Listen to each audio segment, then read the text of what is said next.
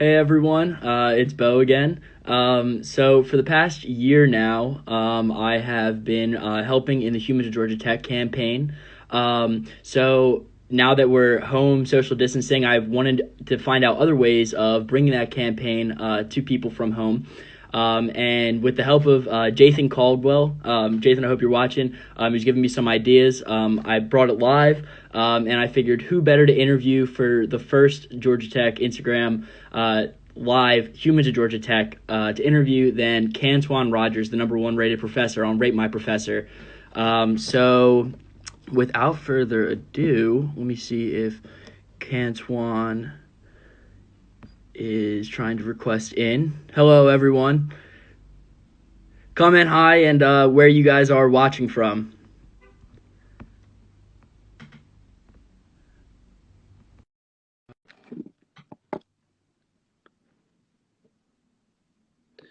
Now we're just waiting for Kantwon to join. Hey, Hello. how are you doing? I'm doing fantastic. This is cool. This is my first time ever doing something like this. Really? Have you ever gone on Instagram Live before just by yourself? No, I have nothing really important to say. that I don't think anyone really cares. But Well, I know you have a lot of cool stuff to say. That's why I invited you on this interview, and I'm actually really excited to get started.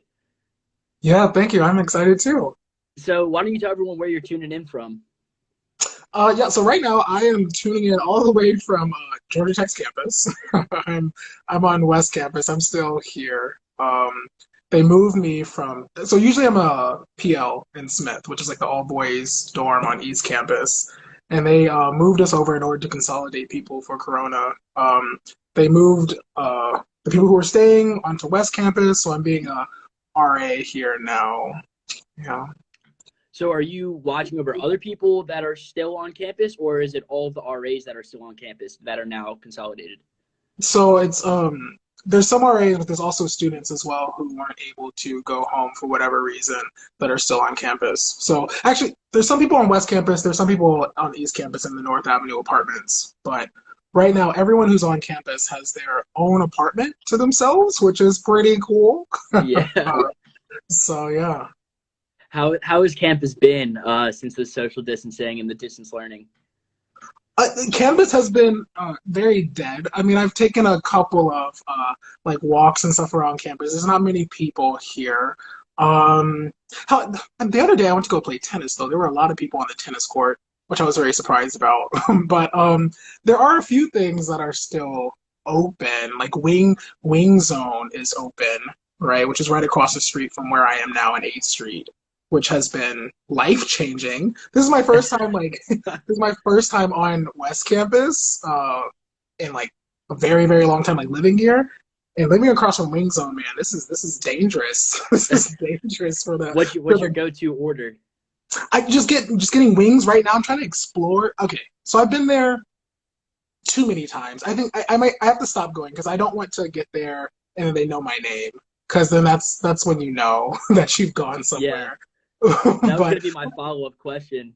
If you walked in and they're like, "Oh, Canswan, the regular." no, no, see, that's when you have to walk literally right back out. You can no longer be there. But yeah, I'm just trying different flavors of wings, man. I'm enjoying it all. But Well, any recommendations so far? you know, the mango fire I think is pretty good. It's like a mixture of like sweet and heat.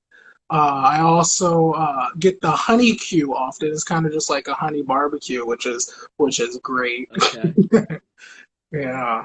All right, we'll have to try those when I get back on campus. How has everything else been? What have you been doing to pass the time?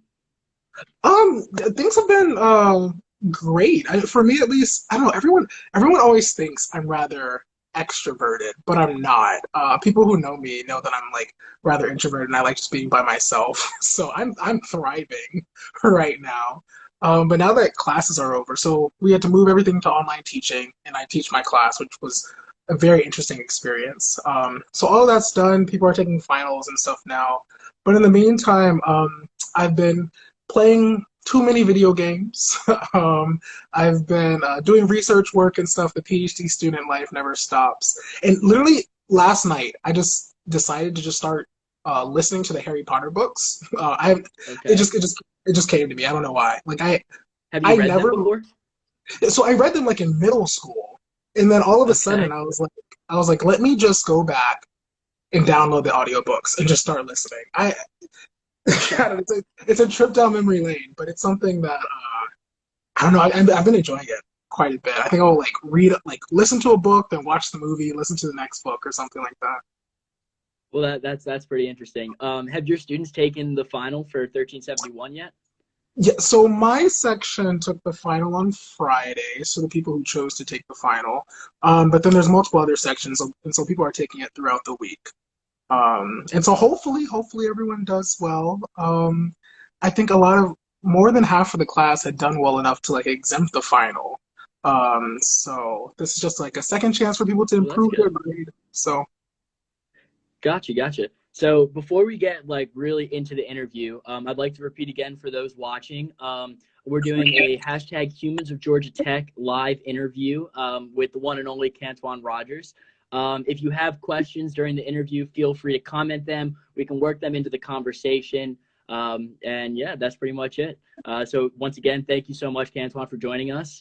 Um, and I guess we'll just get started. So you did your undergrad at Georgia Tech, correct?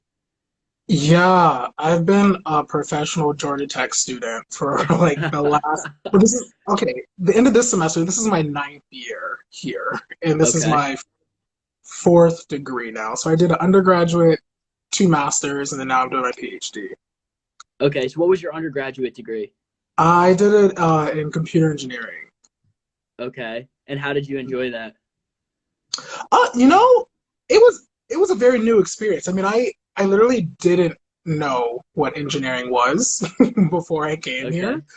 Okay, I knew I liked computers, and then so I knew I liked computers, but I didn't want to do computer science because my older okay. sister went to school for computer science, and I was like, oh, I can't follow in her footsteps. Like that'll give her way too much pride. um, so I literally just was looking up things with like computers, and I saw one was computer engineering, and I looked up like top engineering schools, and at that time I was in high school in Alabama.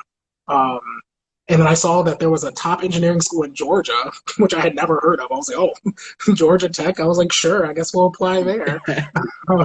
And then now here we are, 9 years later. So had you visited Georgia Tech before you came on campus for the first time? I, I hadn't. I had just like taken like a leap of faith, and then I came Wow. So here. you had almost no expectations, or what were None your at all. expectations? I None at all. none. Just that like I was leaving home, but it was far enough that like I wasn't too close to home, but it was close Yeah. enough that I was completely on the other side of the country. But I had like zero expectations. I didn't know what to really expect or anything like that. So So how did you like Georgia Tech once you transitioned in and were taking classes, and a full-fledged Georgia Tech student? yeah. So I will. I did participate in a thing called a challenge program, which is a five Okay. week like bridge program before you come like officially for the fall semester. And so I had already gotten like a taste of Georgia Tech, and I already made like a friend group and stuff like that from like the 90 other people who were there. But when I started at Georgia Tech, I mean, I was very focused. I was like, I'm here for academics. This is what I'm gonna focus it on. And so I didn't really participate in like any clubs or anything. I was very like focused on doing well and getting good grades. Now, Grand Which I Challenges mean, has a sort of capstone project, correct? so not Grand Challenge, just the challenge program. So Grand Oh, Challenge is okay. something different. Yeah, Okay. yeah. Can you elaborate on the challenge program then? So the For challenge program myself is and a those. yeah. Go So the ahead. challenge program is a 5 week program geared towards Black and Hispanic students, but anyone can kind of go to it. And so for 5 weeks, you take fake Georgia Tech classes. Like we took CS13. Uh-oh. I think Cantuan accidentally left. And for those of you still watching, Cantuan will be back in a second. If you didn't hear me earlier, we are doing a Humans of Georgia Tech live interview. Um, Yeah, yes, he did leave. He might have hit it on accident or maybe lost connection. Um, let's see if he was not expecting this. Let's see. Okay, here we go.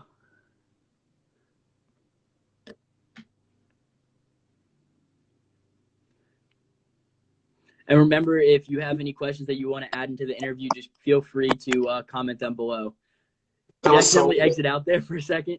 No, I didn't. Like the video just started replaying where I was like hearing my previous answer. I don't know. I don't know what was going on. That's all right. That's right. So you just continue where you're going off of. Yeah, so the challenge program, like I said, 5 week program where you take fake Georgia Tech classes. Okay. And so none of it actually counts to your GPA. But it's kind of just like a trial run so that you can kind of get used to college and get used to what it means to be like a college student. And honestly, and so that's run through OMED, which is the Office of Minority Education Development. Okay. Um, and I would say like the challenge program in those 5 weeks are kind of like the reason I was so very successful. So like at the beginning of my time here at Georgia Tech, which definitely carried over to like my entire almost decade time here so far. So if anyone from OMED is listening, shout out to the OMED department and everything that they do to make sure that people are being successful. I do see Kay Patson commenting.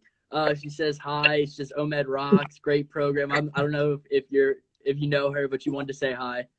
Yeah, Kiera, I saw Kiera. Hello, Kiera. And then we have a question. Someone asked any tips for high schoolers applying to tech. Oh Just real man. briefly. Any tips? So I would say Uh, definitely try to talk to people who are currently here, right, to kind of get an idea of what it means to be a Georgia Tech student. Making sure that you're starting all your applications early. I know a lot of people wait to like the super last minute to do it, but make sure you're starting all your applications early and things like that. And just being aware of all of the scholarships that Tech has available once you get here, or like just by applying to Georgia Tech, you automatically get like put into like these pool for these scholarships. And so there's lots of opportunities for you to kind of get financial assistance to come here and stuff like that, which I was very fortunate for as well. Things that I didn't even know were possible or scholarships that were available were kind of just afforded to me once I had applied. Gotcha. Oh, GT admission commenting below. That's excellent advice. So I No, guess they wow. approve. So moving on. So when you finished your undergraduate, did you know that was it your plan to get a master's at Georgia Tech as well? um, so it was a plan to get a master's. So my mom, it was kind of like mandatory for me and my sister to get masters. So my mom, she grew up in like the ghetto in Brooklyn, New York, and she like worked her entire life to make sure that me and my sister had a life that was much better than her own. And so when we were kind of going to college, which she never had done, um, it became kind of she saw that people like in her job were becoming very successful off like getting masters and stuff like that. So she was like, my kids will also get masters, and so it was kind of a requirement. We didn't really know what that entailed, but it was just that that's something that we have to get. And so I knew that was kind of like the next step that I would do. And then I did the 5 year BSMS program here at Georgia Okay. Tech, um, which I just thought was a great opportunity just to be able to kind of count my undergraduate classes towards grad school and save some time. Even though I guess I didn't really save time since I just stayed here. But Now, so you did 5 years. You got your undergrad and your first master's. So then yeah, that was in Compy? yes. So then how did you decide to then get another master's? And what was that in? Yeah, yeah. So I ended up doing a second master's in human computer interaction. And honestly, the real reason of why I did a second master's was so like the I had interned for the first time the summer after undergrad. And when I went to go work and stuff like that, I was like, oh my gosh, this is terrible. Why would anyone want to go do this?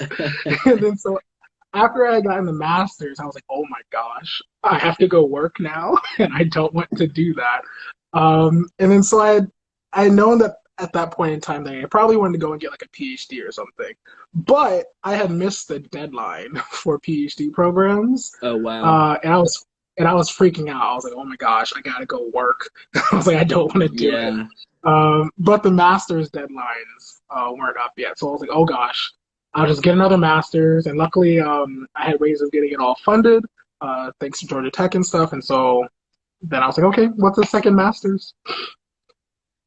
So now you complete your second master's. You're finally able to apply for your PhD program, and I saw on Twitter you just recently had a huge milestone in that program. Yeah, I did. So this is my second year now in the computer science PhD program.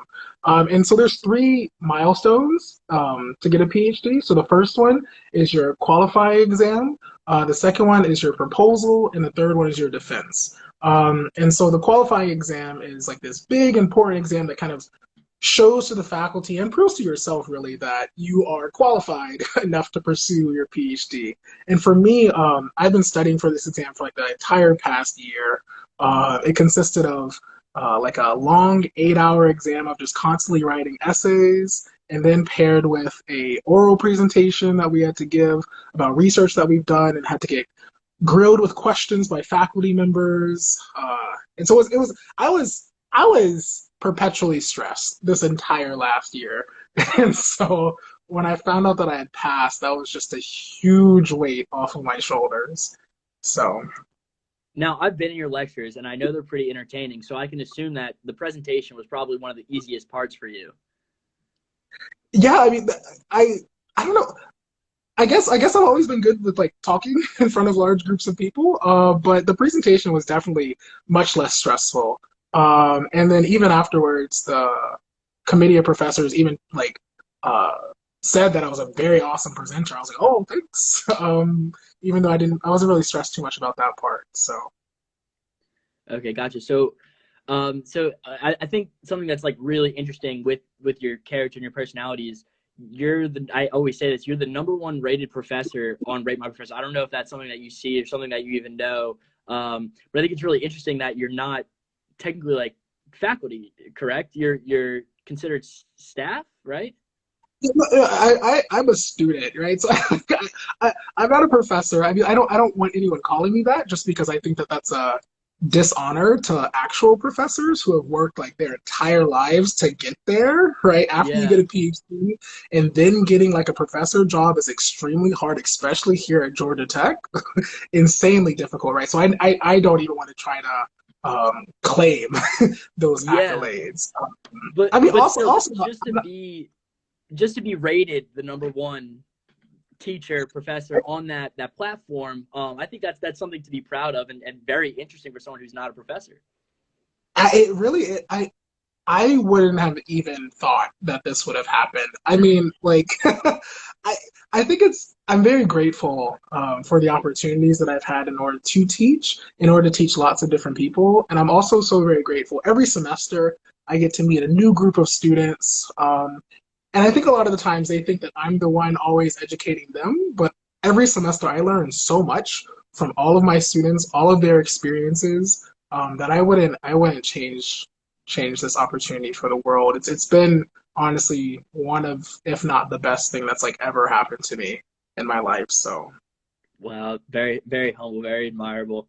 So how did you get into teaching? How did that come about?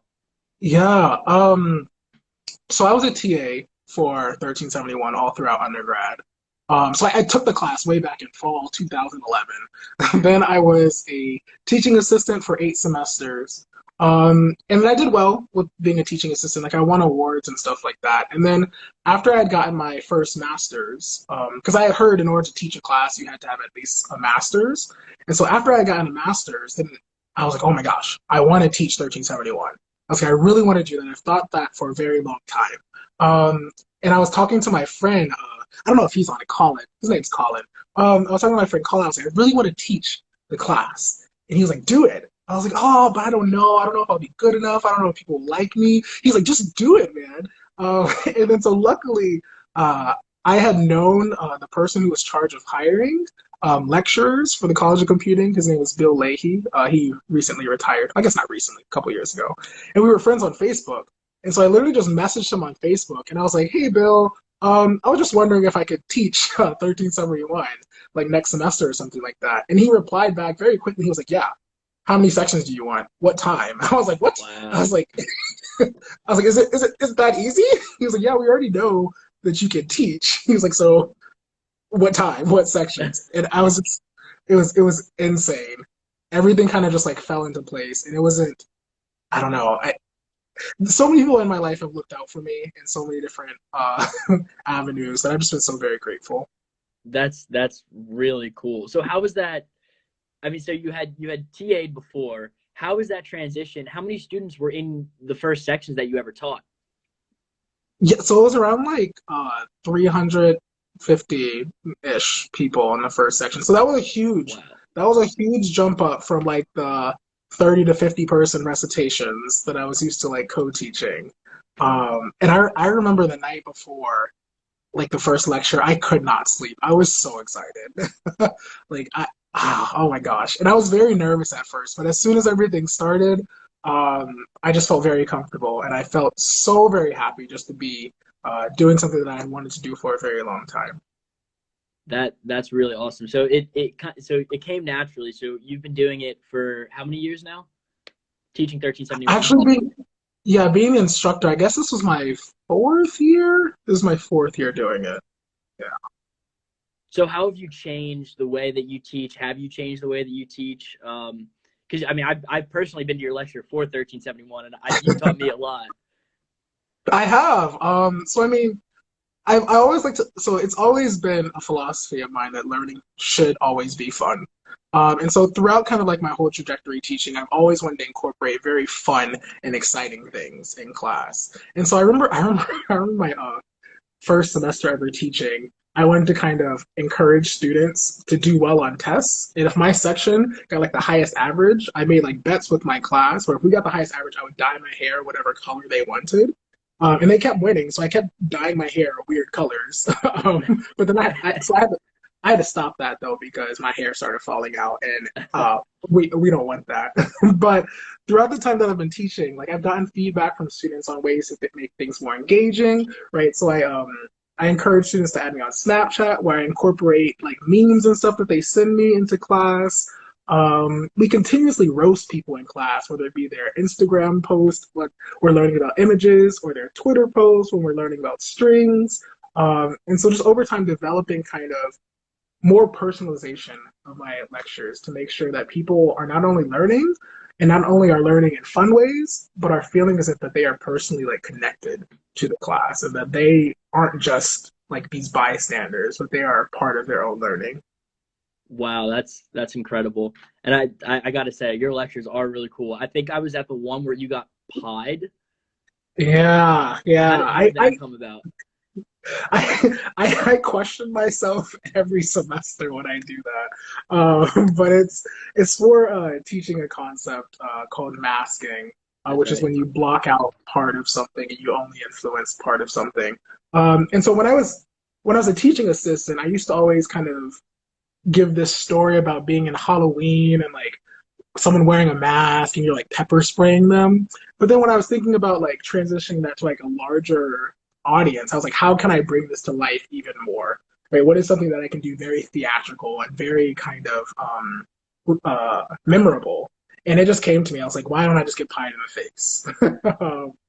And so that's kind of been like a staple of the class every semester that I do. The math, yeah, yeah. So what's next? So you're doing this PhD. Do you plan on continuing to teach 1371? What are your plans for the immediate future? Yeah, so the goal is to teach 1371 until I graduate with a PhD. Continue to do research, all that good stuff. And then when I graduate, probably in like 4 years, I don't know.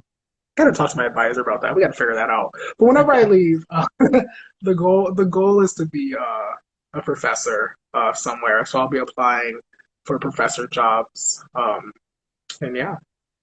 Now, would you want to stay at Tech or would you want to go somewhere else? Oh no, so Tech doesn't hire their own PhD students, right? So Oh, it's I didn't even know that. yeah, with so not even just at Tech, like within academia in general, it's called it's called academic incest. So they don't so they don't like to have their own PhD students just become faculty Okay, because that decreases the diversity in thought and diversity of experiences. I But got then you. also, when you're going throughout a PhD process, you end up doing very similar research to kind of your advisor. And there's no reason for them to also hire you when they have someone else more experienced. I'll be applying elsewhere. Right now, I would love to go somewhere in California. That would be cool. Um, but that's a future Cantwon issue. So Now you talked we spoke earlier. You mentioned education equity. yeah, Could you elaborate on that concept and what you're doing aside from just 1371 on that? yeah. I've always been passionate about teaching and learning, right? And then throughout my entire life, and reflecting on the privileges that I've had in education, and understanding that there's many people in the world that don't have access to high quality education, which a lot of people at Georgia Tech um, have been afforded most of their lives. In particular, one thing that is very jarring to me is the fact that just like surrounding the Georgia Tech campus, right, are populations of Black people who have never and will never be able to get access to the amazing things that go on campus. And that upsets me so much that a lot of the times people are often forgotten and people aren't thought of when we're thinking about educating the future. Um, and so I've worked with like volunteering and also projects in order to kind of promote STEM within Black and Brown communities, also creating like accessible STEM education for whether it be people with autism or people with other learning disabilities, and just allowing people the access to education in order to not only just become consumers of technology, but also creators of technology as well, which I think is very, very important. That's incredibly interesting, incredibly uh self not self-sacrificing, I guess that's the wrong word, selfless of you to be thinking of other people. I think a lot of people tend to think inwards, and you have a great way of thinking of how other people are seeing things, whether that's what you just explained or the way that you teach in 1371. It's about everyone else besides yourself. I think that's something to be very proud of, and I whatever Oh, thanks. whatever it's called, I applaud you for that. um just once again, for those watching, if you have any questions, please be sure to comment them down below. We'll work them into the interview. We are doing the Humans of Georgia Tech live interview on our story with Kantwon Rogers. So as of right now, that's pretty much all the questions that I had lined up. Now, when I do these interviews, I tend to I think of the own story that I would like to write about you, but it's not always a story that you want to be told. So what is the story about yourself that you would want to be told in your post? Yeah, so I think anyone I hope actually I hope anyone who meets me and kind of gets to interact with me some, I hope that they realize that like deep to my core, I am a very selfless person and I care so much about the betterment of other people. Everything that I do, whether it be my teaching or service stuff that I do or just caring for other people, I deeply, deeply want the betterment of other people in the world. Um, and so, whatever story that you tell of me, that kind of needs to be of the core. Someone who, true and true to everything that he does, really wants to make the world a better place, and really wants to afford opportunities to people who might not have been thought of to get those opportunities. Like you were talking about with educational equity, and things like that. But I don't know. I care, even though I'm an introvert. I'm an introvert, and I low key don't like being around lots of people. I do care about people very deeply. Um, and yeah, and I hope that anyone who interacts with me kind of gets that gets that sense from me. That's what I would hope. I definitely get that, and I definitely see the people in the comments. A lot of people are calling you the goat. Someone said you're an awesome human being. That's definitely what I'm hearing, and from the story that you've told, very admirable. The last question I have, a little side thing that I do, a part of this is I like to ask what your definition of happiness is. And it could range from anything. I had one student tell me his definition of happiness is having no homework done and sitting on the couch. I have some other people talk about joy and happiness and very extravagant. So, what is your definition of happiness? Yeah, I've actually been thinking about that a lot in my life, just because I'm a very reflective person. And I tell a lot of people nowadays that I am like genuinely happy with where I am. And I think kind of like the core of all of that is I think that happiness is when you're in a place and surrounded by people that not only allow you, but encourage you to be authentically you. I think a lot of the times people are so used to putting up a sort of facade in order to please other people, um, that I found true happiness when I was able to just understand who I am as a person. Um, and being in a space like Georgia Tech and with my friends and stuff like that, where it's encouraged for me to be Kantwon and be who I am and explore who I am, faults and all. And that's what happiness means to me. And that's honestly, I don't know. I've been very, very happy and very, very fortunate these past couple of years in my life, and that's what I've gleaned to be true. Wow, I really like that. So what I like to do is I write those on the ceiling of my wall, and they're also posted on one of my pages. So thank you for that definition. I really like it. Um, is there any advice you have for people during the social distancing in this distance learning format? Well, so first off, I think it's important to take care of yourselves in all aspects, whether it be physically, emotionally, mentally. I think that's very important. Um, and then also, whether it comes to like the distance learning and stuff, understand, like, reach out to your professors and let them know if things are going on in your lives. I would say that most of the time people are very understanding and people are very accommodating. Like this is unprecedented for like everyone. No one knows what's going on. And so hopefully that people will be much more understanding of certain situations that you're going through. But then I guess also understanding that with due time, this will pass. It is negatively affecting lots of people's lives, um, but it will pass soon. Um, but like I said, take care of yourself, but also take care of each other, right? Check on your friends, check on your family, um, and I think everything will be okay in the end. Well, that was excellent. I hope people really like let that absorb. Um, is there anything else that you would like to add that you didn't feel you got a chance to talk about, or anything else? Wow. Not really. Yeah, that was excellent. Thank you so much for participating. Yeah, thank you for inviting me. This is so cool. I'm just chilling on my bed on the Georgia Tech Instagram. This is the life. So are we gonna start seeing some more Kantwon Rogers Instagram live soon? Now that you've had one. I really don't think anyone needs that. But people have said that I should start making like CS TikToks. Oh Like my gosh.